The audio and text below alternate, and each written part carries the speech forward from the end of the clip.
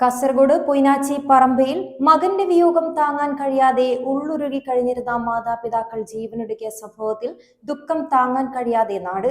ആത്മഹത്യാക്കുറിപ്പിൽ മകന്റെ വിയോഗമാണ് മരണകാരണമെന്ന് എഴുതിയിരിക്കുന്നതായി സൂചന.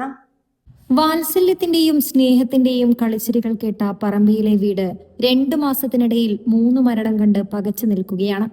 ഏകമകന്റെ വിയോഗം ഉൾക്കൊള്ളാൻ കഴിയാതെ ഉള്ളുരുകി കഴിഞ്ഞ ദമ്പതികളും ഒടുക്കം നാടിനെ കണ്ണീരിലാഴ്ത്തി മറഞ്ഞു. 2 മാസത്തിന്റെ ദൂരത്തിൽ ഒരു കുടുംബം തന്നെ മരണത്തിലേക്ക് മറഞ്ഞ ദുഃഖം താങ്ങാൻ കഴിയാതെ വിതുമ്പി പൊയ്നാച്ചി പറമ്പയിലെ നാട്. മരണവിവരമറിഞ്ഞതു മുതൽ ബന്ധുക്കളും ഉറ്റവരും നാട്ടുകാരും പറമ്പയിലെ വീട്ടിലേക്ക് ഒഴുകിയെത്തി. പൊയ്നാച്ചിയിലെ വേണുഗോപാലൻ നായരെയും ഭാര്യ സ്മിതയെയും വെള്ളിയാഴ്ച രാവിലെയാണ് ഇരുനില വീടിന്റെ ഹാളിൽ തൂങ്ങി മരിച്ച നിലയിൽ കണ്ടെത്തിയത്. ദമ്പതികളുടെ ഏകമകനും മംഗളൂരുവിൽ എഞ്ചിനീയറിംഗ് വിദ്യാർത്ഥിയുമായിരുന്ന എം ശിവനന്ദൻ ഡിസംബർ 29-ന് മരണപ്പെട്ടിരുന്നു. ബേക്കൽ ഫെസ്റ്റിന്റെ ഭാഗമായി നടന്ന വീടിന്റെ സംഗീത പരിപാടി കേൾക്കാനെത്തിയപ്പോൾ ട്രെയിൻ ഇടിച്ചായിരുന്നു ശിവനന്ദന്റെ മരണം. ഏകമകന്റെ വേർപാടോടെ ഇരുവരും കടുത്ത മാനസിക വിഷമത്തിലായിരുന്നു. ശിവനന്ദന്റെ മരണശേഷം സ്മിതയുടെ മാതാവ് ഇവരുടെ കൂടെയായിരുന്നു താമസിച്ചിരുന്നത്. വ്യാഴാഴ്ച ഇവർ സ്വന്തം വീട്ടിലേക്ക് പോയിരുന്നു. അതിനാൽ ദമ്പതികൾ മാത്രമായിരുന്നു വീട്ടിലുണ്ടായിരുന്നത്. വെള്ളിയാഴ്ച രാവിലെ ഏറെ വൈകിട്ടും വീടിന്റെ മുൻവശത്തെ വാതിൽ തുറന്നു കാണാത്തതിനെ തുടർന്ന് അയൽവാസികൾ എത്തിയ സമയത്ത് വാതിൽ അകത്തുനിന്ന് പൂട്ടിയ നിലയിലായിരുന്നു.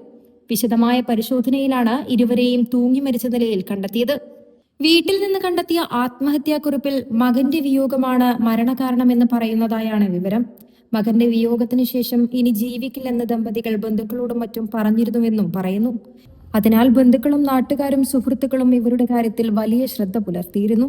പക്ഷേ അമ്മ വീട്ടിൽ നിന്നും മാറിയ സമയം നോക്കി രണ്ടുപേരും ആത്മഹത്യ ചെയ്യുകയായിരുന്നു. News 14 live Kasaragod.